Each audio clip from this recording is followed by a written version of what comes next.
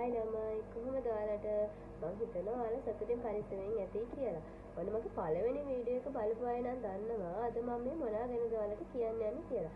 ඇත්තටම මම අද ඔයාලට කියන්නේ කොහොමද මේ පෙරකල සත්කාරය මම නිවැරදිව හදාගත්තේ කියලා. එහෙනම් අපි වීඩියෝ එකට ගිහිල්ලා බලමු කොහොමද මේක නිවැරදිව මම හදාගත්තේ කියලා.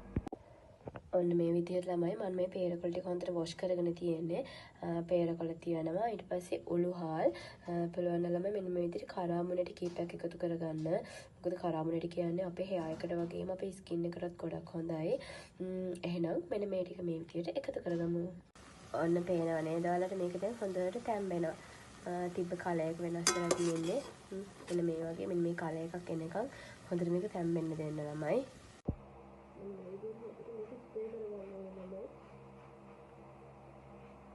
මොකද අපේ hair එකට මේක හොඳින් ඇබ්සෝබ් වෙන්න ඕනේ. ඒකට තමයි මේක හොඳ බෙනිෆිට්ස් ගන්න පුළුවන් ඉන්නේ. වන්න කෙවිලේ ඉන්නේ ළමයි. හරි පේනවනේ. පේනවනේ. මම මේක මගේ hair එකට හොඳට ස්ප්‍රේ කරගෙන තියෙන්නේ. මෙන්න මේ විදිහට මසාජ් කරගන්න ළමයි පොඩ්ඩක්. මොකද අපි ස්කැල්ප් එකට මේක හොඳින් ඇබ්සෝබ් වෙන්න තරමට තමයි මේකේ රිසල්ට්ස් ගන්න පුළුවන් වෙන්නේ.